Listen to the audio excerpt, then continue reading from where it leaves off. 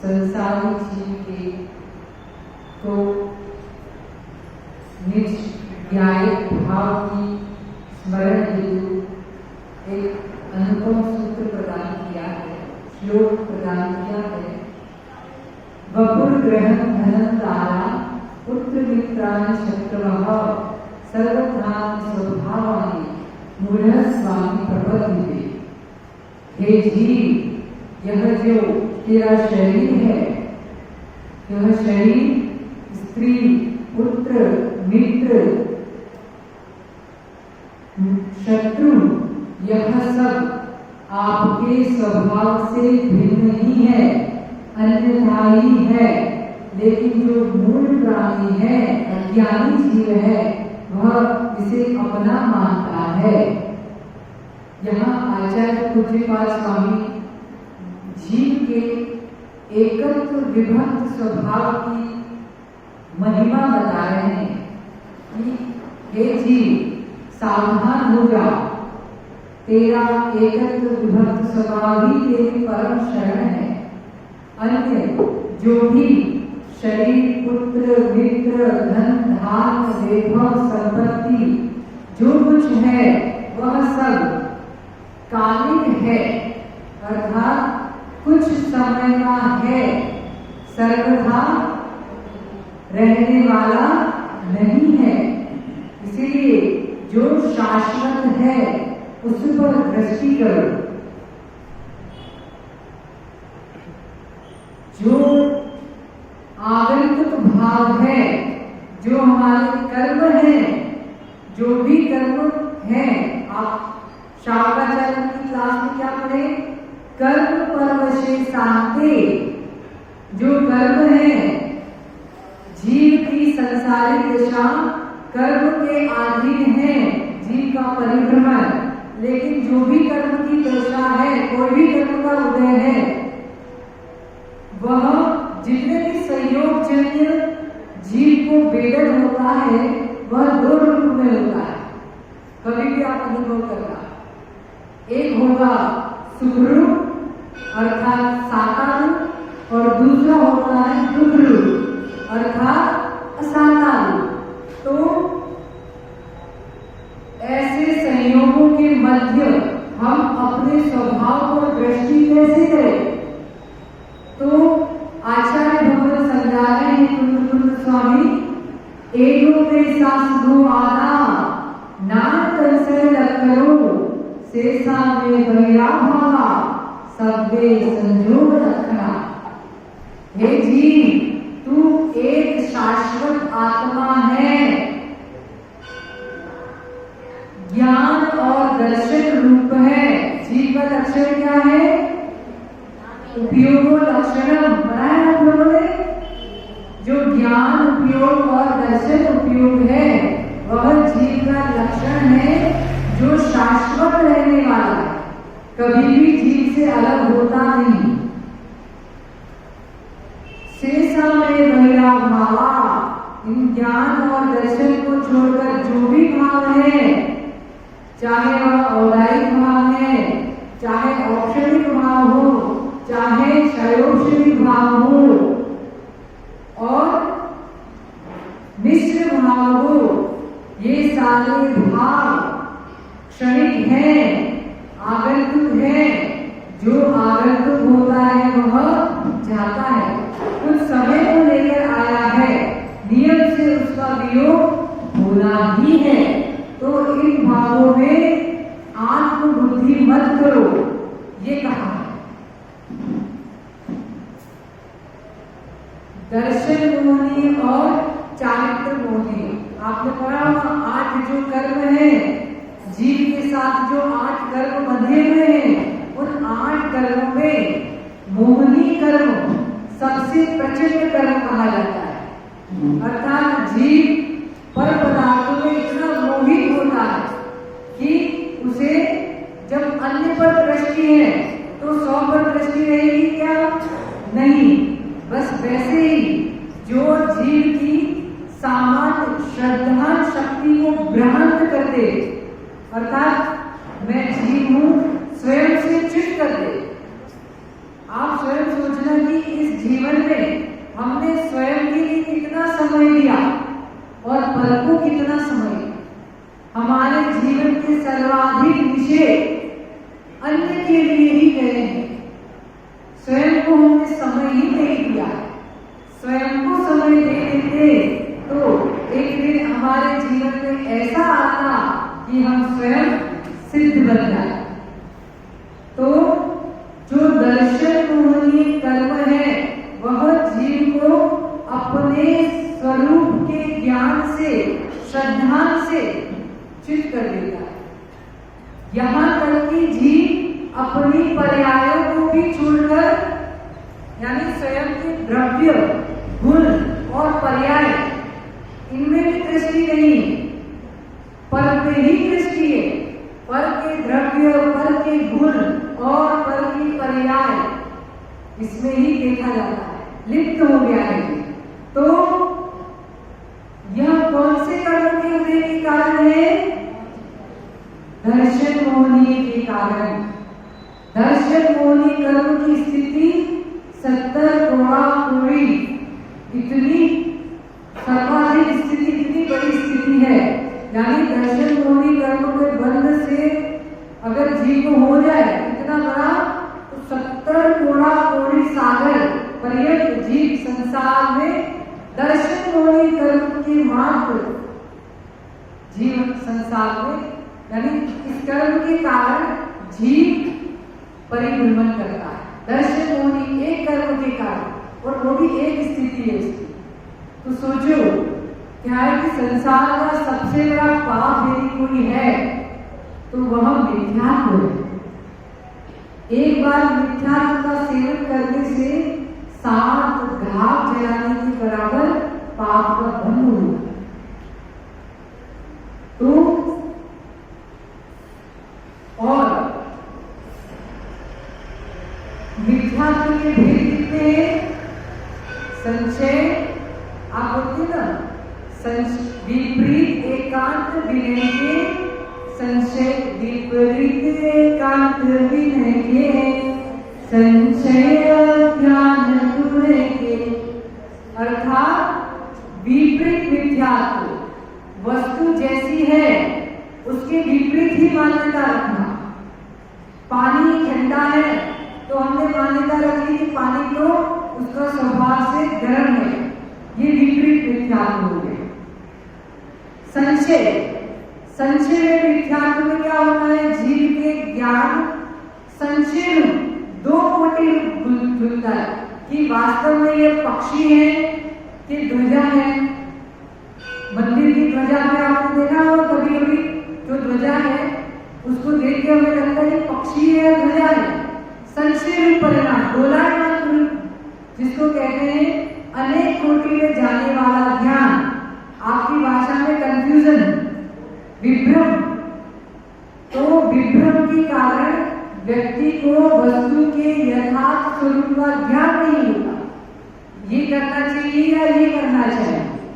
तो इस ज्ञान के कारण भी जीव मिथ्यात्व में भ्रमित होता है। यह एक प्रकार का मिथ्यात्व, विपरीत एकांत मिथ्यात्व। कल बताया था कि एकांत मिथ्यात्व से ग्रसित जीव वस्तु को एक धर्म को ही मानता है कि ऐसा ही है। ये पेड़ नित्य है या अनित्य है? आप जैन हो ना, तो बताओ यह पेड़ नित्य है या अनित्य है? नित्य मानोगे तो सांख्य मानेगा, सांख्य दर्शन कहेगा। हम कहते हैं वस्तु जो है कथनचित, यानी एक अपेक्षा से नित्य है लेकिन दूसरी अपेक्षा से अनित्य भी है। जैसे जीव है तो पर्याय, आप मनुष्य जीव मनुष्य पर्याय में है तो पर्याय की अपेक्षा से तो अनित्य हो गया, कुछ समय का हो गया, लेकिन द्रव्य की अपेक्षा से नित्य है। यदि नित्य नहीं मानोगे तो इसी पर्याय में हमें दुख हो जाए। कहते हैं पर्याय का मोह नहीं छूटता है महाराज जी, हमसे सगे संबंधियों का मोह नहीं छूटता है, शरीर का मोह नहीं छूटता है। ये छूटेगा कैसे? जब आप अपने आप को नित्य मानोगे, हम द्रव्य हैं जो नित्य है, और यह द्रव्य इस पर्याय में है, मनुष्य पर्याय में है, जो अनित्य है, कुछ समय की है। जब हम ऐसा मानेंगे कि हाँ मेरा द्रव्य तो नित्य है, कभी भी इसे कोई विनाश नहीं कर सकता, त्रिकालिक है, जब इतनी दृढ़ श्रद्धा होनी चाहिए, तब आ जाके आप वास्तव में जैन बनोगे। एक क्रिया का जैन और दूसरा विचारों से जैन होना। तो विचारों से जैन जो होगा वो यही मानेगा कि कथनचित नित्य हूँ और मैं कथनचित अनित्य भी हूँ। और नित्य मानोगे तो कितना फायदा है आपको। दुख कब होता है? जब हमें वस्तु का अनित्यपना समझ में आ गया, कोई संबंध है उसमें कोई क्लेश हो गया, तो हम ये अनित्य दृष्टि रखेंगे कि ये संबंध भी कोई हमेशा रहने वाला तो है नहीं, शाश्वत नहीं है। तो इससे हमें संसार की अनित्यता का बोध होकर वैराग्य होगा। वैराग्य कैसे होगा? इसी से तो वैराग्य होगा। और वैराग्य होने का अर्थ क्या है? आप बताओ, वैराग्य का अर्थ क्या हो गया? पर वस्तु में जो हमारी ममत्व बुद्धि जा रही थी, वहां से हम छूटे, घर से छूटे, धन संपत्ति से छूटे, यही तो वैराग्य है। तत्संबंधी हमारा आप सबका भी घर से वैराग्य हुआ कि नहीं हुआ? नहीं हुआ? अरे है। अगर आप प्रवचन धर्मोपदेश को अपन ने कल क्या पढ़ा था कि धर्मोपदेश भी सम्यक दर्शन की उत्पत्ति का साधन है। तत्वा सूत्र में पढ़ा था कि नहीं पढ़ा था? निर्देश, स्वामित्व, साधन, अधिकरण, स्थिति, विधानता, इन 6 कारणों से अब आप लोगों को तो फुर्सत ही नहीं है मंत्री जी। अब मंत्रणा करते करते जीवन निकल गया। अब हमें अपनी आत्मा की मंत्रणा करनी है कि कैसे हमारा मोक्ष मार्ग सम्यक दर्शन दृढ़ हो। तो सम्यक दर्शन कैसे? निर्देश से कि वस्तु ऐसी है। हमने कहा कि सम्यक दर्शन होता है, ये निर्देश हो गया। वस्तु के स्वरूप का कथन करना। फिर स्वामित्व, सम्यक दर्शन का स्वामी कौन हो गया? जी। सम्यक दर्शन किसमें होता है? क्या सम्यक दर्शन तो आत्मा में होगा ना, तो सम्यक दर्शन का स्वामी कौन हो गया? जी। फिर निर्देश, स्वामित्व, तीसरा साधन। साधन भी 2 प्रकार के, सम्यक दर्शन के 2 प्रकार के साधन बताए गए।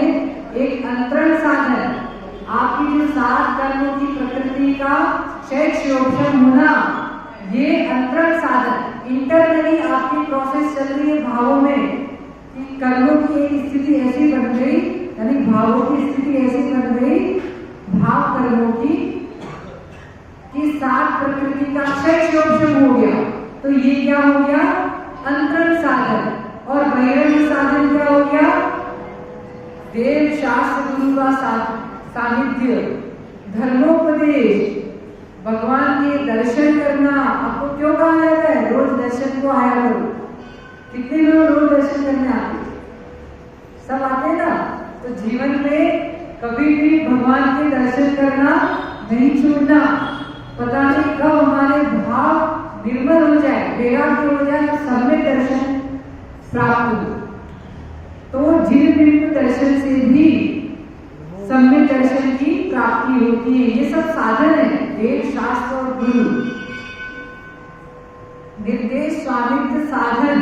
फिर अधिकरण। अधिकरण यानी बेस। इस पेन यहाँ रखा है, तो पेन का अधिकरण क्या हो गया?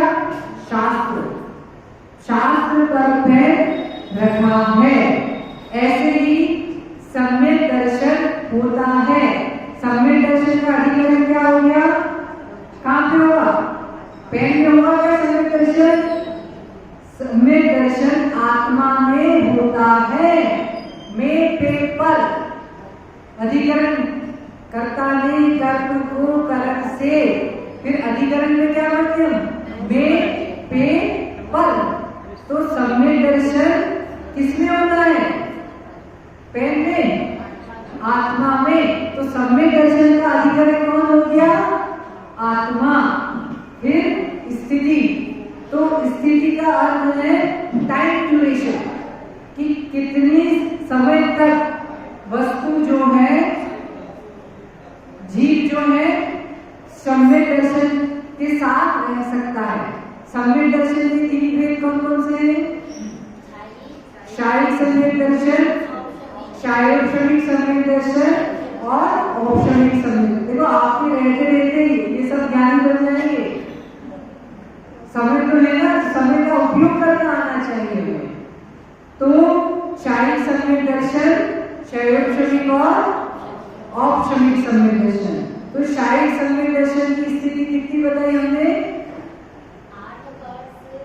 8 वर्ष अंतर्मुनक्कम, 2 पूर्ण कोटि, 66 सागर पर्यंत, यानी इतना समय तक, बराबर, इतना समय शारीरिक सम्यक दर्शन की स्थिति है। अब कैसे? जैसे एक जीव है, मनुष्य में सम्यक दर्शन कब होता है? 8 वर्ष के बाद। तो एक जीव को सम्यक दर्शन हो गया 8 वर्ष के बाद। फिर 8 अंतर्मुनक्कम 8 वर्ष, इतने समय के बाद उसको सम्यक दर्शन हो गया। सम्यक दर्शन होने पर वह मनुष्य आयु वहां से मरण करके देव में गया, सर्वार्थ सिद्धि का देव बन गया। तो 33 वर्ष सागर की आयु होती है। 33 सागर, सर्वार्थ सिद्धि के देवों की आयु कितनी होती है? 33 सागर। वहां से च्युत हुआ, फिर मनुष्य बन गया।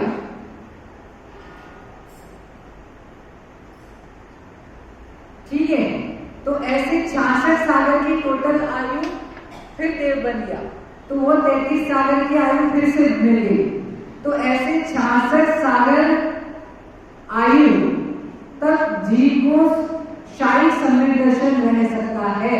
इतनी बड़ी स्थिति है। तो हम सबको सम्यक दर्शन की महिमा आनी चाहिए। जैसे इस मान स्तंभ की नींव मजबूत है, तो कितना बड़ा मान स्तंभ बना लो, चाहे 27 फीट का बनाओ, चाहे 31 फीट का बनाओ, वो सालों तक आपके धर्म भावों की, आप याद करो कि यहाँ पे कोई 2 महाराज आए थे जिन्हें हम कभी जानते नहीं थे, जिन्हें हम यहाँ आने के बाद श्रद्धा से हमने भाव बनाया। उनकी सानिध्य में ऐसा मान स्तंभ बना, जश्न में इतिहास बना। तो ये सब देव शास्त्र गुरु का सानिध्य मिला, सम्यक दर्शन की स्थिति हमारी भी इतनी उज्जवल बनी। तो ऐसे ही शारीरिक और औपचारिक सम्यक दर्शन की स्थिति बनती है। फिर विधान, सम्यक दर्शन के भेद कितने होते हैं? तो 2 प्रकार से। सम्यक दर्शन के 3 भेद होते हैं, शारीरिक और औपचारिक, और ऐसे अनंत भेद मान सकते हैं भाव प्रमाण से।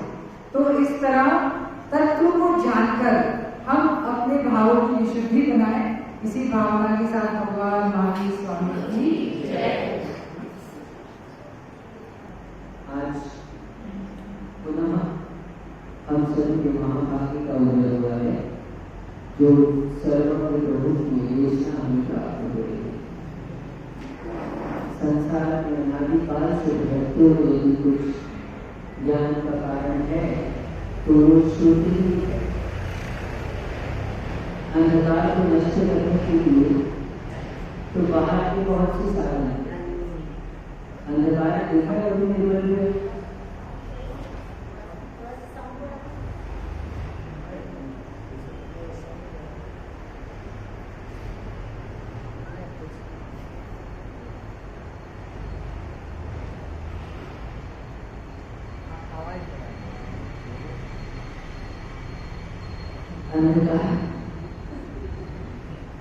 अंधकार को नष्ट करने के लिए किसकी जरूरत है? एक कमरे में बहुत सारा अंधकार था, तो मंत्री जी ने कहा इसको अंधकार खाली करो। तो कितने लाख भी लगाने पड़ेंगे अपने को? हाँ, सब भर के बाहर निकाल दे जाए। हाँ, अंधकार है बेटा, अंधेरा है, कमरे में अंधेरा है, बहुत अंधेरा है, तो उस अंधेरे को खाली करना है, अपने को कमरे में उजाला करना है, तो आदमी लगाने पड़ेंगे, मजदूर।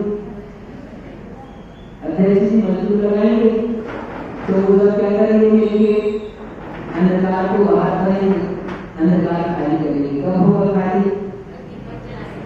हाँ, 100 मजदूर लगा दे तो 1000 लगाने पड़ गए तो खाली हो जाएगा,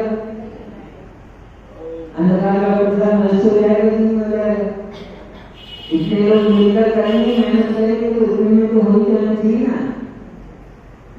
2-4 आदमी से नहीं मान सकते, अपन तो 1000 लगा रहे हैं, 1000 आदमी लगा लेंगे, 10 लाख भरो और खाली करो। क्या कमरे का अंधकार खाली करो, हो जाएगा ना? नहीं होगा। कब होगा? केवल एक प्रकाश की किरण उस कमरे में भरे हुए अंधकार को, और मान बहुत बहुत सालों से बंद हो, तो सालों का अंधकार है, उसके लिए बहुत गहरा बहुत सालों से, 1000 साल से कमरा खोले नहीं है, अगर कभी खुला नहीं है, उसका अंधकार है, उसके लिए। और मान लो थोड़े दिन का है, तो अंधकार चाहे अनादि का हो, चाहे थोड़े समय का हो, बात अंधकार की नहीं, बात समझना हमारे अज्ञान अंधकार की है। हम लोग यदि ये भ्रम पैदा कर रहे हैं कि हम तो अनादि से संसार में हैं और हमने अनादि से कितने कर्म बढ़ के अंधकार में भर रखा है अपने दिमाग में, तो अब इसके लिए तो बहुत मेहनत लगेगी, और अनादि का अंधकार है तो वो अब बहुत सालों के बाद में निकलेगा, अब तो नहीं निकल पाएगा इस जन्म में। तो ऐसा नहीं, चाहे अंधकार अनादि का हो, चाहे शादी का हो, जो भी हो, प्रकाश की एक किरण मात्र से वो अंधकार नष्ट हो सकता है, दूर हो सकता है। ऐसे ही दिव्या एक मात्र थोड़ा सा प्रयास आपका जिनवाणी के लिए शुद्ध के माध्यम से थोड़ा सा पुरुषार्थ करेंगे, तो हमारा अनादि काल से महामिथ्यात्व का जो अंधकार है, मोह का जो अंधकार है, वो जिनवाणी के माध्यम से क्षण मात्र में नष्ट हो जाए। बस थोड़ी मेहनत की जरूरत। दूसरे जितने भी काम करते रहो, उससे मिथ्यात्व का नाश नहीं होगा, उससे अंधेरा, कितना भी काम करते रहो, अंधेरा उससे नष्ट होगा क्या? नहीं होगा। अंधेरा किससे नष्ट होगा? आगे बात समझ में आ रही कि नहीं आ रही? अंधेरा किससे नष्ट होगा? अंधेरा प्रकाश से ही नष्ट होगा।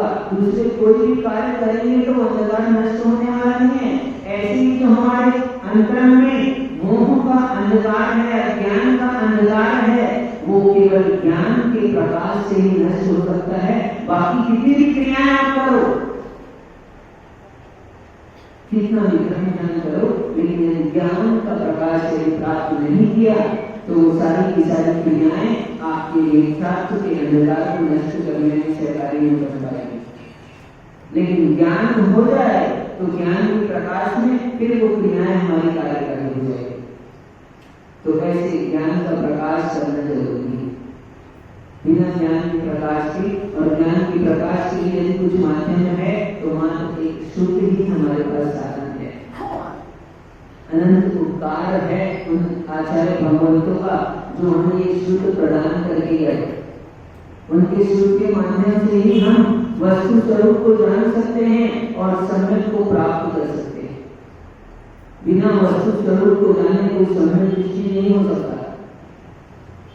आचार्य भगवान धर्म की चर्चा कर रहे थे, हम लोगों ने दो बातें सुनी थी, विशेष रूप से जाना था। चार बातें भूल तो नहीं गए, कुछ भूल गए कोई बात नहीं, 2 दिन का ब्रेक हो गया है ना, ब्रेक हो गया, उसमें भी धर्म की बातें थी। चंदन षष्ठी का व्रत सुना तो अपने व्रत की कथा की, तो धर्म की अधर्म की, तो धर्म की चर्चा के अंतर्गत ही किया उसको। और कल चर्चा की दान आदि की, हाँ, तो धर्म की प्रभावना जो उनकी किसकी चर्चा थी, वो धर्म की चर्चा थी। उसी धर्म की चर्चा के अंतर्गत अपन ईर्ष्या, लालच और क्रोध और अप्रिय वचन, इन सब से दूर रहो। धर्म प्राप्ति का यही मार्ग है। यदि धर्म को प्राप्त करना चाहते हो तो इन 4 चीजों पर विशेष विचार करना। इनसे दूर हुए बिना धर्म प्राप्ति नहीं हो सकती।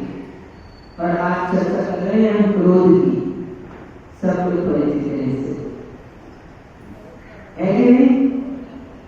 बहुत ज्यादा परिचित है। कोई कह रहा है, आवाज आ रही है यहाँ तक?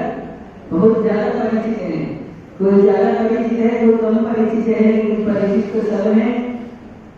क्रोध के बारे में बताने की कोई जरूरत नहीं है ना, हम लोग अच्छे से, मनोज भाई अच्छे से जानते हैं क्रोध को। तो हमारा बहुत घनिष्ठ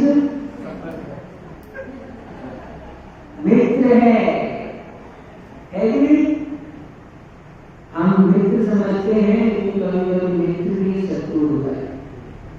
कोई तो मित्र होते हैं हमारे, एक भगवत की आराधना में बहुत सुंदर मित्र शब्द कहा तो एक बात याद आई, उसमें लिखा है क्या, हम आपको नियम में नहीं कहते तो कैसे लगते हैं आपको? शत्रु के जैसे लगते हैं, है ना? और कोई आपको रात्रि भोजन का मतलब सहयोग करे उसमें, मान लो आप रात्रि भोजन करते हो और रात्रि भोजन में कोई सहयोग करे तो बोले हाँ अच्छा है, बढ़िया, चलो हमारे साथ होटल। कहाँ चलो? अरे होटल, हो सके तो टल, ऐसा है उसका। जितना टले टल दो, जाने की जरूरत नहीं है, हो सके तो टाल दो, लेकिन हम तो जाते ही हैं। हाँ, जाना पड़ता है हमको। तो कोई हमारा सहयोग करे, हमारे विषयों की पूर्ति करे, इच्छाओं की पूर्ति करे, तो हमको मित्र मालूम होता है। और हम त्याग के लिए कहते हैं तो आपको कैसे लगते हैं? महाराज तो शत्रु के समान मालूम पड़ते हैं। आप लोगों को नहीं लगते? हम तो उनके लिए कह रहे हैं, है ना? आप लोगों को अच्छे लगते नहीं? हाँ, अभी तक छोड़ने की बात नहीं की ना, जिस दिन छोड़ने की बात करेंगे ना, तब पता चलेगा कितने लोग दिख रहे हैं यहाँ पर। अभी महाराज आ रहे हैं, कोई महाराज बाहर लेते हो, मान लो नियम दिलाते हो कि रात्रि भोजन का त्याग करो, 7 बजे के बाद 4 प्रकार के आहार का त्याग, तो इसमें से पूरे लोगों का क्या हो जाएगा? हाँ, इस स्थान से हमारा तो प्रवचन में आने का, हमारा तो महाराज के पास आने का, हमारा तो महाराज को आहार देने का, क्यों क्या? क्योंकि महाराज देते हैं क्या? तो हम कह रहे हैं कि महाराज अच्छे लगते हैं। क्यों अच्छे लग रहे हैं? है ना? और क्या कराए तो पक्का देखते हैं क्या करा। हाँ, देखते हैं क्या करा, पता चलेगा। नहीं अच्छे लोग हैं आप लोग तो अच्छे हैं, आप लोग तो तैयार है त्याग करने के लिए। त्याग करके तो आए ही हैं, घर का त्याग किया, छोड़ दे चुके तब तो यहाँ पहुंचे, है ना? त्याग नहीं करते तो नहीं पहुंच पाते। तो हम कह रहे थे क्या कि जिस त्याग की बात करता है हमको शत्रु मालूम पड़ता है। तो भगवत की आराधना में कहा है, और जो हमारे साथ में दोस्त त्याग होना चाहिए। अपन मान लो गुटखा खाते हैं और दोस्त मिल जाए गुटखा खाने वाला, हाँ, अब और फ्री में खिलाता हो तो और अच्छा दोस्त है, सबसे अच्छा दोस्त। ठीक, हमारे इंस्टीट्यूशन राजेश भाई आप तो त्याग कर चुके हैं, अच्छी बात है, तारीफ कराओ उनके लिए, इन्होंने त्याग किया है। तो अपन खाते हैं कुछ बुरी चीज, व्यसन हो और हमारा मित्र व्यसन का पोषण करता हो तो कैसा लगता है? हम उसको मित्र मानते हैं, मानते कि नहीं मानते? देखो सहज बात है, सभी ऐसा करते हैं, सभी क्या अभी कहो या ना कहो, लेकिन बात ऐसी है, हमारे आसपास में सब मित्र लोग हैं हमारे। अच्छा तो हम कहते हैं भैया वो जो आपको मित्र मालूम पड़ रहे हो, मित्र कैसे हैं पता है आपको? घर परिवार के लोग मित्र हैं कि शत्रु? बोलो जल्दी बोलो। मित्र हैं हमारे, मित्र हैं ना? क्यों घर के लोग निर्मल किया, मित्र हैं कि शत्रु? मित्र हैं। मंत्री जी भोजन बनाकर देते हैं, हमारी व्यवस्था करते हैं, अनुकूलता बनाते हैं, सब हमारे लिए साधन की मदद करते हैं, तो मित्र हैं। अभी आपको जो मित्र मालूम पड़ रहे हैं वो सभी नहीं मालूम पड़ रहे हैं। अभी आपको महाराज के पास जाना है, महाराज के साथ जाना है। हाँ, महाराज का मान लो बिहार होगा, हमारा बिहार होगा तो आप कहना हमको महाराज के साथ जाना है। तो सबसे ज्यादा अड़चन कौन डालेगा? हाँ, सबसे ज्यादा रुकावट कौन पैदा करेगा? अध्यक्ष जी निर्मल किया, जो आपका बेटा है सामने लेना, पूछना है जाकर, बोलना महाराज का प्रवचन सुना है, हमें बहुत अच्छा लगा, हमने मन बना लिया है, हमको तो केस लोच में भी कम मेहनत लगेगी। क्या ऐसा बोलना आपको, हमको तो तुम टेंशन नहीं लो, हमको तो केस लोच में भी कम मेहनत लगेगी, तो हमने विचार बना लिया है, हम महाराज के साथ जाना चाहते हैं। क्या होगा? कौन रोकेगा सबसे पहले आपको? ये दीक्षा के लिए तो आप लोग मनोरंजन करोगे कि नहीं करोगे? ताली बजाओगे कि नहीं बजाओगे? हाँ, सब ताली बजाएंगे, अनुमोदन करेंगे। देखो हाँ, आप दीक्षा ले रहे हो, ये अनुमोदन कर रहे हैं, आपकी गोद भराई करेंगे। हम जो दीदी आए दीक्षा लेने वाले, उनकी गोद भराई करोगे आप। और अब जाकर घर में पूछोगे तो क्या बोलेंगे? ये लोग सब अभी अनुमोदन कर रहे हैं। अभी वीरू जैसी को पूछे, वीरू जी दीक्षा लेने वाले हो आप? हाँ, सिद्धि चक्र का विधान कराओगे तो आपकी भक्ति जागृत हो जाएगी, आपका मन होगा कि चलो महाराज के साथ चले, तो क्या होगा? हाँ, ये जो हमारे आसपास हमको मित्र मालूम पड़ रहे हैं सब लोग, यही तो हमारे क्या है तो मित्र, लेकिन प्रतिकूल मित्र हैं। कैसे मित्र हैं? ये संसार के कामों में मित्र हैं, लेकिन धर्म और मोक्ष मार्ग का कार्य में ये जो बाहर के साधन जुटाते हैं, इच्छाओं की पूर्ति करते हैं, ऐसे जो मित्र हमारे आसपास में मालूम पड़ते हैं, जिनको हम मित्र कहते हैं, वो हमारे मित्र क्या है? वो प्रतिकूल मित्र हैं। क्या है? मित्र तो है, लेकिन मोक्ष के मार्ग में, सुख के मार्ग में वो प्रतिकूल है, क्योंकि वो जो साधना आप जुटा रहे हैं, उन साधनों के कारण से, उन व्यसन के कारण से, उन भोगों के कारण से आपको दुर्गति में जाना पड़ेगा। तो जो आपको मित्र है आपके आसपास में, वो आपके मित्र तो है, लेकिन प्रतिकूल है, सुख के विपरीत कार्य कराते हैं आपसे, दुर्गति के कार्य कराते हैं, दुर्गति में जाने के लिए कार्य कराते हैं। इसलिए मित्र होने पर भी वो प्रतिकूल मित्र हैं और वो शत्रु मालूम पड़ता है। कौन?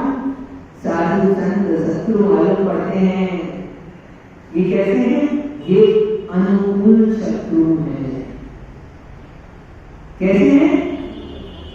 हैं शत्रु, हमारे को लगते जैसे शत्रु जैसे लगते हैं, नियम की बात करने लगे तो शत्रु जैसे लगते हैं, तो शत्रु हैं लेकिन अनुकूल हैं। किसके? धर्म की सबके अनुकूल आचरण कराते हैं, इसलिए अनुकूल शत्रु हैं। अब आपके मित्र हैं तो आप समझ लेना, मित्रों से सावधान रहो। क्यों? मित्र नहीं है मैं नहीं कह रहा हूं, लेकिन वो मित्र प्रतिकूल हैं और शत्रु मालूम पड़ते हैं। और शत्रु है ना, शत्रु बोलेगा जाओ भिक्षा ले लो, अपने शत्रु तो नहीं है इसमें। हाँ, शत्रु आप भिक्षा लेने जाओगे तो शत्रु नहीं रोकेगा, भिक्षा लेने से रोकेगा कौन? डॉक्टर साहब कौन रोकेगा? मित्र रोकेगा, शत्रु नहीं रोकेगा। इसलिए शत्रु जो है वो अनुकूल है और शत्रु के कारण जो परास्त कर आपने देखा कितने सारे राजाओं ने दीक्षा ले ली। क्यों दीक्षा ले ली? परास्त हुए तो उनको जीवन का सत्य समझ में आ गया। तो शत्रु भी हैं, उनकी क्या हो गया? वो शत्रु भी उनके अनुकूल बन गए धर्म आचरण कराने के लिए। इसलिए प्रतिकूल मित्रों से बचकर रहो, अनुकूल शत्रुओं के साथ में रहो, कोई तकलीफ नहीं होगा। महाराज बड़ा मुश्किल है, संकट में डाल दिया आपने, है ना? चिंता मत करना, लेकिन पूछ कर जरूर देखना। हाँ, इनसे बाहर नहीं हो समझो, सभी से कह रहा हूं, ठीक? जरूर एक बार पूछ कर देखना, मन हो रहा है, हो तो रहा है ना, हो रहा है थोड़ा बहुत, किसी किसी का हो रहा है। कुछ लोग तो है ना, कुछ बातें अंदर तक जा रही है, बहुत मन हो रहा है, सुन रहे तो ऐसा लगता है कि और चलो महाराज के साथ बहुत अच्छा है ना? आमद जान बताया था ना मुझे, पहली बार पूरी है होगी, एक बार में आमद जाना। मान लो निर्मल भी आप लोग कहने लगे जा रहे हैं महाराज के साथ, तो आप रुकना जरूर। और मान लो ये कहने लगे कि जा रहे हैं, कहने लगे हम जा रहे हैं महाराज के साथ, तो आपने कह के पढ़ से हम आज्ञा दे देंगे, एक बार में आज्ञा कर दे देंगे, हो सके तो बंद कर देना, ताला लगा देना और भोजन मत देना 2-3 दिन तक, तो पता तो चलेगा कि क्या होता है फिर, है ना? क्योंकि मुनि बन के तो उपवास करना है, साधना करनी है, तो देखिए तो साधना होती कि नहीं होती है, परीक्षा हो जाएगी, हो जाती है इसमें परीक्षा। अच्छा उपाय बता दिया है, आज मत करना चाहिए। आज से लोग ने सब सुन लिया है तो आज ऐसे मत करना। तो हम चर्चा कर रहे थे, किसकी बात है, 2 बात निकल कर आएगा, क्रोध की बात कर रहे थे। क्रोध से आप लोग परिचित हैं, क्रोध तो आपका मित्र है ना? मित्रों से परिचित है बच्चे, तो क्रोध के बारे में आप सब जानते, अच्छे से जानते हो, लेकिन समझना एक बात, क्यों करते हैं हम लोग क्रोध? क्या क्रोध क्यों करते हो? सहज हो, देखो प्रवचन में समझो तो सीखने के लिए आए ना, ठीक है? सीखने के लिए आए क्यों करते क्रोध? बेटा बात नहीं मानता इसलिए क्रोध करते, मनोज भाई क्यों करते क्रोध? हाँ, इच्छा नहीं होती पूरी, क्यों करते हो? रोज करते हो नहीं, कल करते हो? हाँ, करते हो? क्यों करते हो? अध्यक्ष जी आपको शांत मालूम पड़ते हो, मेरे को आपको नहीं लगता कि आप, मुझे लगता नहीं क्रोध करते हो, करते हो कि नहीं? करते तो हैं, इधर से आवाज आती है। हाँ सभी करते हैं, हम भी करते हैं, आप भी करते हो, कोई ऐसा नहीं है जो दूध का सीरीज ले सकते हो, है ना? ठीक है, तो कोई भी दूध का धुला हुआ नहीं, हम सब किससे धुले हैं? पानी की धुले हैं, है ना? दूध से नहीं धुले हैं, दूध से तो वो धुले हैं जो अंदर बैठे हैं, क्षीर सागर के जल से जो दूध उत्पन्न होता है उससे वही धुले हैं। हमारा इतना पुण्य नहीं है कि हम धुले हैं। तो क्रोध करते हो, क्यों करते हो? कमल भैया हाँ, वो हमारे, हम बोलते हैं काम करने को तो काम नहीं सुनता है तो क्रोध करते हैं, क्रोध करना पड़ता है। क्रोध अपने आप होता है। आ जाता है, अपने आप आ जाता है। ये भी अच्छी बात है, देखो है ना, बहुत अच्छे से समझना। अपन क्रोध को समझने आए हैं, क्रोध से बचने के लिए आए हैं दीपक भैया, ठीक है। तो क्यों करते हो क्रोध? दुकान में हाँ स्टाफ है, बात नहीं सुनता है तो छुट्टी मार देता है। बोल दिया उसको कि भैया देर से दुकान हो रही है, महाराज से प्रवचन सुनना है, तो हाँ साहब वो ग्राहक का फोन आ जाता है तो क्रोध आ जाता है। हम मंदिर के काम में जा रहे हैं और हम प्रवचन सुनने जा रहे हैं, फोन आ गया कि भैया दो अभी दवाई देना पड़ेगा, तो क्रोध आ जाता है। आ जाता है नहीं आ जाता? क्रोध के बहुत सारे कारण होते हैं। हम लोग सब क्रोध से बचना चाहते हैं। सब चाहते हैं नहीं चाहते? हाँ तो बहुत एक बार जोर से सब से चाहते हैं, इसका मतलब सब लोग करते हैं, है ना? स्वाभाविक है कह रहे हैं कि एक बात और बता दें, क्रोध स्वाभाविक है क्या? इसके लिए भी बाद में बात करेंगे। अभी अपन चलते हैं धीरे धीरे। अपन तो क्रोध मिटाना है, आज तो सोच कर आए क्रोध मिटाना है, पक्का? ठीक है। क्रोध हम लोग करते हैं, क्यों करते हैं जान लो तो क्रोध दूर हो सकता है। हम लोग क्रोध करते हैं, देखो देखिए क्रोध आता है मान की पुष्टि नहीं होने पर, मान कषाय की पुष्टि नहीं होती तो क्रोध आ जाता है। पहली बात, अभी ये बहुत सारे क्रोध देखने को पड़ा, सबके पास है क्रोध, बहुत सारा वैरायटी का, असंख्यात लोग प्रमाण इसके भेजे। कितने असंख्यात लोग प्रमाण भेज रहे हैं। तो पहली बात मोटे मोटे तौर पर देख रहे हैं अपन, मान की पुष्टि नहीं होती, मान कषाय की पुष्टि नहीं होती तो क्रोध आ जाता है। कोई हमारा सम्मान नहीं रखे, हम अध्यक्ष हैं, आए और उसमें बैठने को कुर्सी नहीं दी तो क्रोध आ जाता है। आपको नहीं आता, बताया दृष्टांत दे रहे मंत्री जी। हाँ हम घर में सीनियर है और घर में आए, बहु बेटियों को चाहिए कि सम्मान देना चाहिए, लेकिन सम्मान नहीं दे तो क्रोध आ जाता है। आ जाता है ना? चल घर में नहीं आता, नौकर, हाँ हम उनको तनख्वाह दे रहे हैं, हमारे अंडर में काम करता है और हमसे क्या ऊंची आवाज में, तो फिर क्या होता है? क्यों आया क्रोध? जहां जहां मान को ठेस लगती है, पहली बात जहां जहां मान को ठेस लगती है वहां पर क्या होता है? क्रोध आ जाता है। क्रोध के पीछे मूल कारण क्या है? आपने सोच के रखा है हमको सम्मान दे, आपने सोच के रखा है हम बड़े हैं, आपने सोच के रखा है क्या ये छोटा है, इसलिए वहां आपके मान की पुष्टि नहीं होती है और आपको क्रोध आ जाता है। इसलिए पहली बार मान क्रोध को नष्ट करना है आदमी को तो सहज हो जाओ। क्या ठीक है, हमको पता है कि सम्मान नहीं करेगा, अपन मान की सम्मान की अपेक्षा करते हैं, इच्छा रखते हैं, उस सम्मान की इच्छा के कारण से क्रोध आता है। अब क्रोध को मिटाना है ना आपने को, तो कैसे मिटेगा क्रोध? सामने वाले को मिटा दो, हाँ सामने वाले को बहुत क्रोध आ जाए कभी तो ऐसा लगता है कि इसको तो है ना, नहीं लगता कभी ऐसा, लगता है कभी कभी आ जाता है ऐसा क्रोध, तो सामने वाले को मिटाने से क्रोध नहीं मिटने वाला। क्या होगा?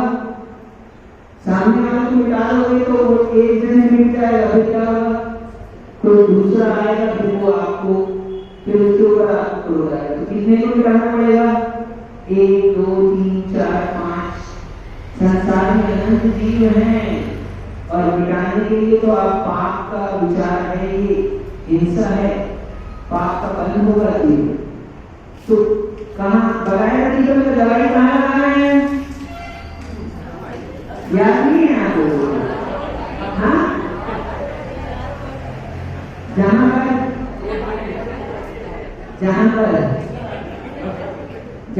चोट लगी है तो क्रोध आता है ना, कहाँ से आता है क्रोध? अब देखो कहाँ से आता है क्रोध? क्रोध बाहर से आता है बाहर से।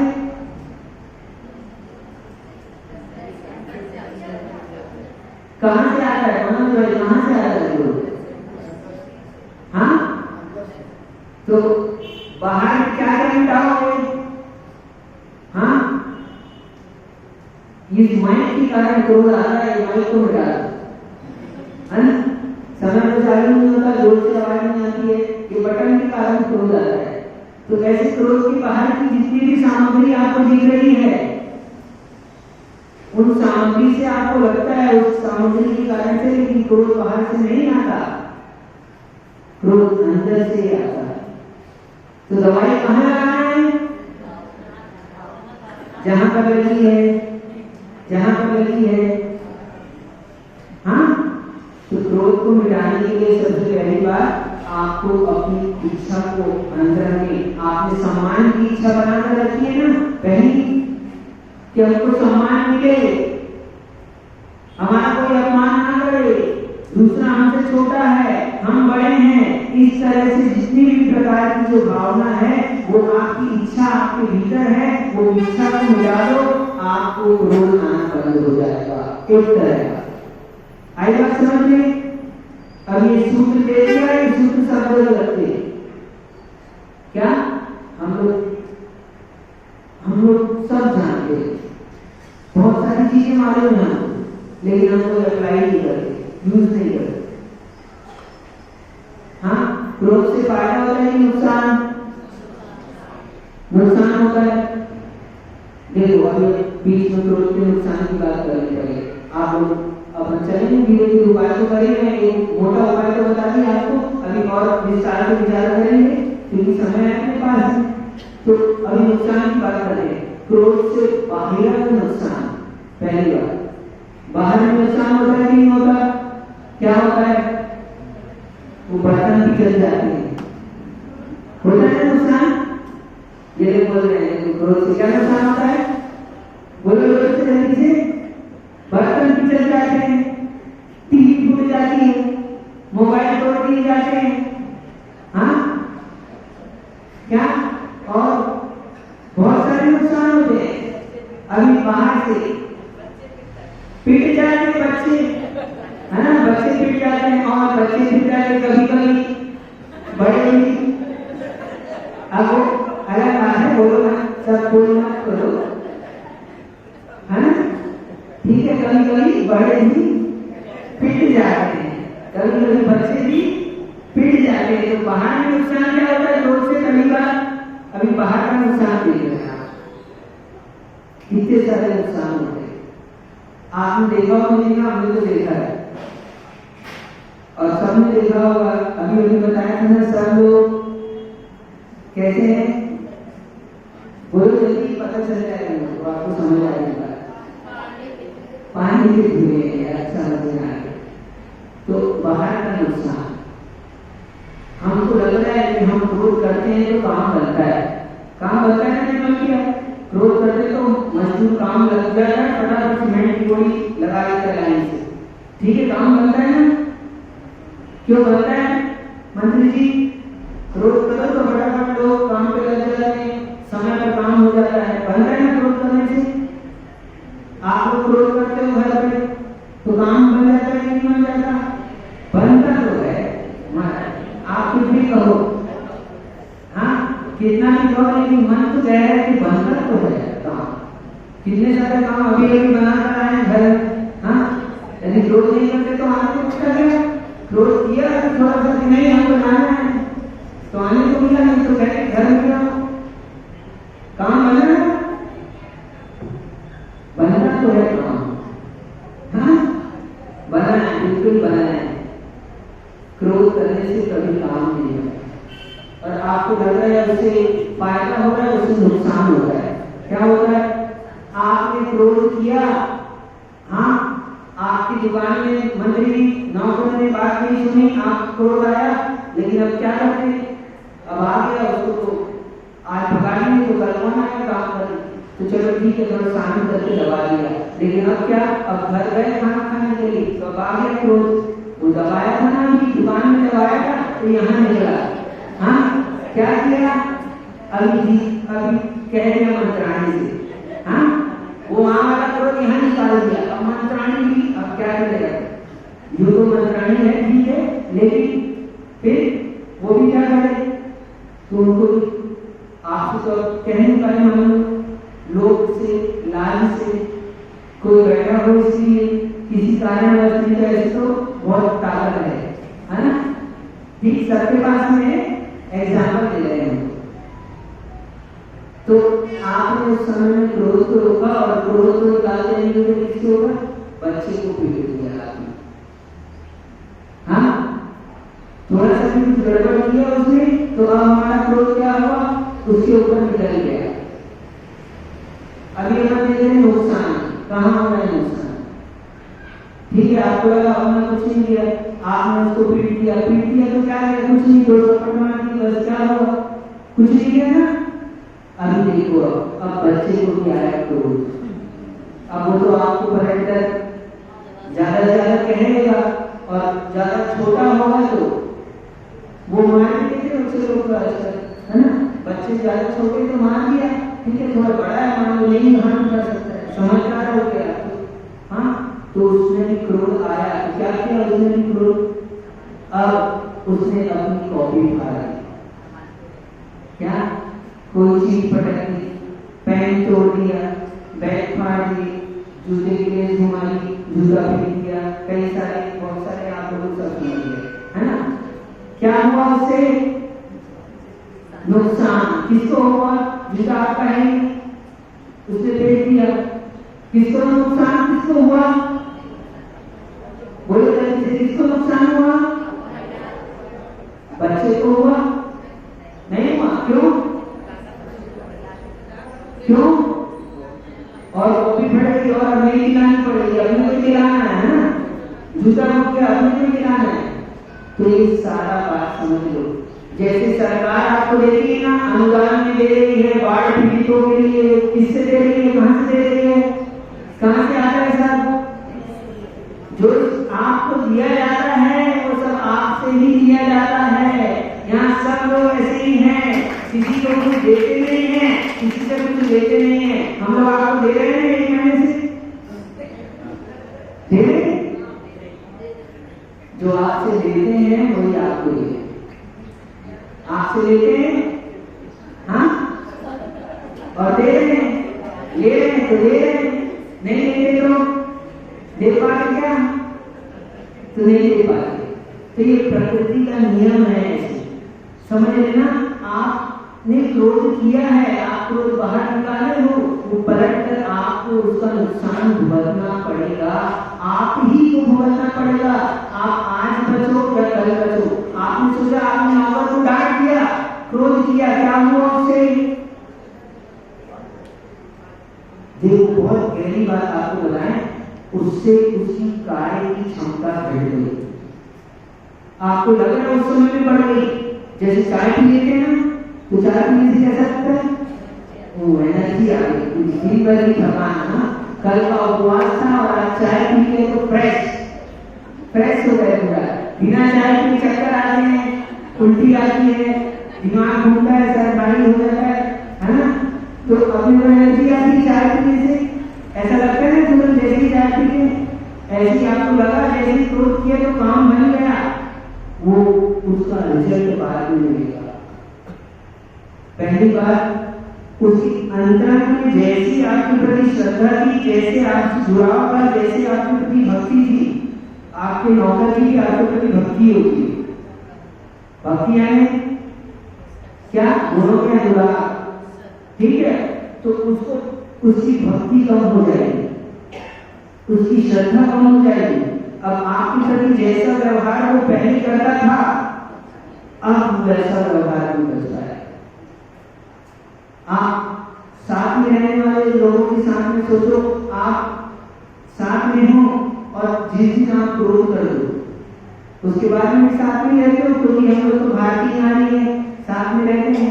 लेकिन अब जैसा कल का व्यवहार था आज वैसा नहीं बचेगा। ऐसे हर एक क्रोध के साथ हमारा व्यवहार चेंज हो रहा है, हमारी श्रद्धा भक्ति चेंज हो रही है। और क्या हो रहा है चेंज? और अब उसकी भक्ति कम हो गई, उसकी कार्य क्षमता भी कम हो गई। अब जितना काम आप उससे बिना क्रोध किए ले सकते थे, आपने आज क्रोध किया है, आपको उस समय में लग रहा है आपने ज्यादा काम करा लिया गुस्सा करने से, लेकिन आज तो करा लिया है। अब कल आपको जैसे बच्चा कॉपी फाड़ देता है तो कौन लाता है, तो आज यदि हम क्रोध के द्वारा कोई भी कार्य को करा लेते हैं तो उसका फल हमारे को ही मिलता है, कहीं ना कहीं से हमको ही नुकसान होता है। बाहर के नुकसान की बात कर रहा हूं अभी, आगे बात समझ में। आपने नौकर के ऊपर भी गुस्सा किया, बिना गुस्सा की काम नहीं चलेगा महाराज। आपको समझ में आया कि बिना गुस्सा किए तो काम करेगा नहीं नौकर। आपने शुरू से ही ऐसे यदि बना लिया है तो ऐसे ही काम चलेगा। पर आप गुस्सा जितने बार गुस्सा कर रहे हो उतनी उसकी कार्य क्षमता घट रही है और उसका नुकसान आपको मिलेगा कहीं ना कहीं। क्या करेगा नौकर? नौकर आपने गुस्सा किया और वो सीमेंट की गोली फाड़ दी, क्या होगा? वो सब सीमेंट की जाएगी, नुकसान किसको होगा? आपको होगा। कहीं पानी गिर रहा हो सीमेंट की गोली पर तो अलग नहीं करेगा, वहीं छोड़ देगा। क्यों? ऐसा समझ, ये तो एक दृष्टांत दे रहा हूं। तो आप जिस किसी के भी ऊपर गुस्सा करते हो उसका रिटर्न आपको मिलता है और रिटर्न नुकसान के रूप में मिलता है। अब क्रोध की बात की तो समय तो हो गया है, हाँ चलते हैं महाराज, चिंता नहीं करो, ठीक है? तो चलते तो नुकसान होता है अपने काम का नुकसान। अभी बाहर के नुकसान की बात कर रहे हैं, हमारे को होता है। ठीक आगे बात समझ में। आप किसी के भी ऊपर गुस्सा करो, पति के ऊपर करो, बहू के ऊपर करो, बेटे के ऊपर करो, जिस किसी के ऊपर भी गुस्सा करोगे अध्यक्ष जी, जिस किसी के भी ऊपर गुस्सा करो नुकसान आपको भुगतना है। अब आप सोचो, आपको साक्षात में भले नहीं दिख रहा है लेकिन आपको नुकसान हो रहा है। अभी बाहर के नुकसान की बात कर रहा हूं मैं, अब आ जाओ अंतरंग के नुकसान। क्या होता है? गुस्सा करने से काम बन जाता है। जैसे ही हम गुस्सा करते हैं, एक सोचो, अभी आप यहाँ आए, महाराज को देखते हैं, आनंद आता है कि नहीं आता? भगवान के दर्शन करके आनंद आता है कि नहीं आता है? जैसे देखते हैं आनंद आता है तो कुछ अंदर होता है कि नहीं होता? हमको पता नहीं चलता। हमारे जो अंदर में रोग की कीटाणु है वो सहज ही नष्ट हो जाती है, हमारी कार्य क्षमता बढ़ जाती है, उत्साह शक्ति बढ़ जाती है, जीवन में उमंग बढ़ जाती है। हम कहते हैं ना, रोज सुबह अभिषेक करो, हमने किया तो हम अभिषेक करो तो क्या होता है? एनर्जी मिलती है। कैसे मिलती है? अभिषेक करके आनंद आता है, आनंद आता है तो हमको हमारी कार्य क्षमता बढ़ती है, वही एनर्जी है। तो ऐसे ही जैसे हम क्रोध करते हैं तो हमारे हार्मोन्स बदल जाते हैं। हमने क्रोध किया, हमारे हार्मोन्स बदल गए। ये दीपक भैया, आपकी दुकान ज्यादा क्यों चल रही है? क्यों चल रही है? सब पूछना तो बताएंगे क्यों। आजकल लोग क्रोध बहुत करते हैं तो बीपी, हाँ, हार्ट की बीमारी, बीपी की बीमारी और दुनिया भर की बीमारी, ये सब बीमारी कहां से आ रही है? बाहर से नहीं आ रही, हमारे अंतरंग से आ रही। हमने विचार किया, क्रोध किया, तो क्रोध जैसे ही किया आपका बाहर में लग रहा है आपको काम बन गया, बाहर में तो नहीं बना। उस समय में काम होगा दिखता है लेकिन बाहर का नुकसान तो बता चुके आपको, समझ गए कि नहीं?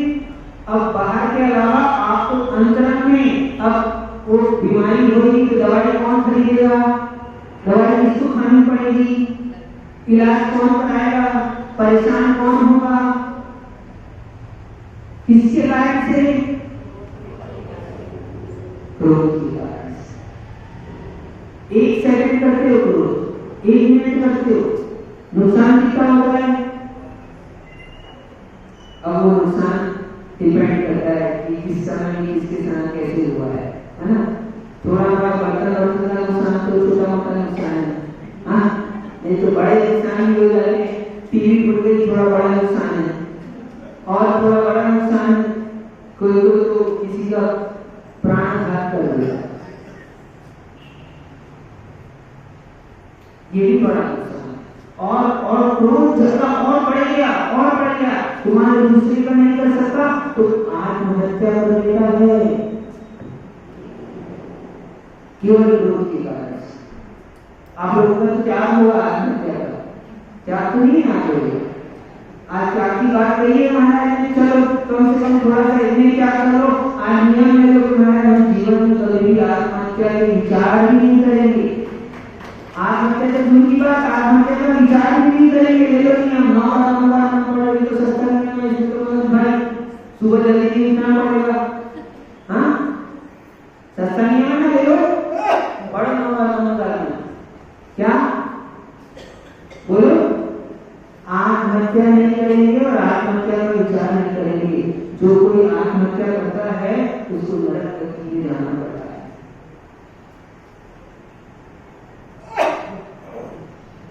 आत्मघात महापाप कहलाता है। आप सोचते हो समस्या का समाधान हो जाएगा, समाधान नहीं होता, समस्या बढ़ जाती है, दूसरों की भी बढ़ जाती है, आपकी भी बढ़ जाती है। आपको तो अगले भाव में जाकर नरक को मिलने वाली है, तो आप तो अपना भोगोगे, बेचारियां घर वाले भोगोगे, 6 महीने की जेल और पता नहीं क्या क्या केस लगेगी, और सूतक लगेगा 6 महीने का, तो अलग। तो इसलिए कभी भी ऐसा विचार नहीं करें। तो क्रोध करने से क्या होता है, बोलो एक बार, क्रोध से क्या होता है। 2 तरह के नुकसान, बाहर के मैं तो बहुत थोड़ा बताया है मैंने, अब बाहर के हजारों प्रकार के नुकसान है, और अंदर का भी बहुत थोड़ा बताया है। एक बीमारी नहीं होती, हजारों बीमारी हो जाती है। अंगुल प्रमाण क्षेत्र में 96 लोग होते हैं, कितने से अंगुल प्रमाण क्षेत्र में 96 लोग होते हैं, और वो सब लोग हमारे विचारों से प्रारंभ होते हैं। सारे के सारे लोग विचारों से प्रारंभ होते हैं। इसलिए क्रोध करने से नुकसान थोड़ा होता है, ज्यादा अपने को होता है कि दूसरे को, हाँ बोलो, ये लोग नहीं बोल रहे हैं, इनको नहीं होता है, क्रोध नहीं करते लग रहा है, क्रोध करते हुए नुकसान होता है। किसको होता है, बोलो किसको होता है नुकसान, अपने को। बोले एक बार बोलो जरूर, हम जब तक नहीं बोलेगा नहीं छोड़ेगा, हम नहीं जानते। बोलो नुकसान किसको होता है, अपने को। क्रोध करने से नुकसान किसको होता है, मेरे को। अपने को मत बोलो, मेरे को होता है। मैं क्रोध करता हूं तो नुकसान किसको होता है, मेरे को होता है।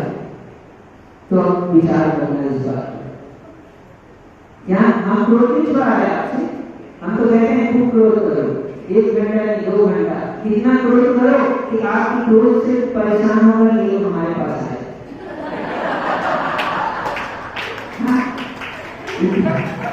इतना क्रोध करो, है ना, और इतना क्रोध करो आप लोग कि आप लोगों से परेशान होकर ये लोग माता जी की बात करेंगे।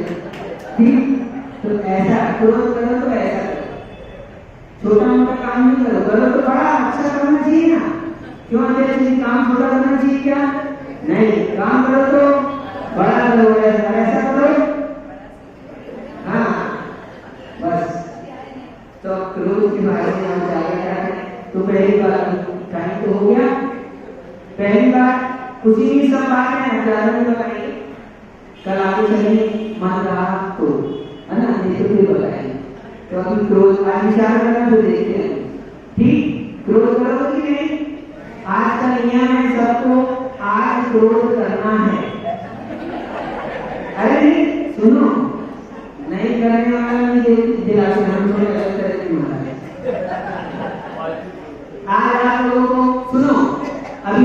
पढ़ाया है, प्रैक्टिकल तो बनाए, तो प्रैक्टिकल करना है आपको, आज क्रोध करना है और फिर नुकसान जो हो रहा है उसका एनालिसिस करना है आपको। बाहर में कैसे नुकसान हो रहा है और अंतराल में कैसे हो रहा है। पहले क्रोध करना, फिर विचार करना अंतराल में क्या हो रहा है। देखो धड़कन बढ़ गई, सांस तेज हो गई, सांस गर्म हो गई। अरे होने तो दो, अच्छा तो है। हाँ, शांति से 1 महीने निकल गए, थोड़ी लड़ाई भी जरूरी है। लाइफ में मजा कैसे आता है, लड़ाई होगी तो। हाँ, ओहो, बिना लड़ाई के जीवन अधूरा है। लड़ाई नहीं हो तो फिर क्या मतलब। लड़ाई नहीं करना है तो यहाँ आओ, और नहीं तो घर में रहो। घर में रहो तो लड़ना तो पड़ेगा नहीं। बोलो हाँ, बोल रहे हैं। देखो फिर क्या है, तो आज क्रोध करके देखना। क्या क्रोध करना है सबको, आज सबका नियम है। आज सबको क्रोध करने का नियम क्या है। क्रोध करना है, नियम इस बात का है कि क्रोध करने से आपको क्या हो रहा है ये महसूस करना। आज क्रोध करना नहीं बन गया और देखना नुकसान बाहर में क्या हो रहा है। ठीक, तो आज क्रोध करके सब लोग प्रैक्टिकल करेंगे। ठीक बन गया। आज क्रोध करना बच्चों के ऊपर जाके कितने दिन हो गए, महाराज ने रोज याद कर रहे हैं, तुम लोग जा नहीं रहे महाराज के पास। जोर से क्रोध करना, देखना क्या हो रहा है। ठीक है, आप लोग करके देखना क्रोध, है ना। ठीक, बाकी बातें कर लेंगे। आज के लिए इतना है। जो भी आज से लोगों ने विशेष सारा चीज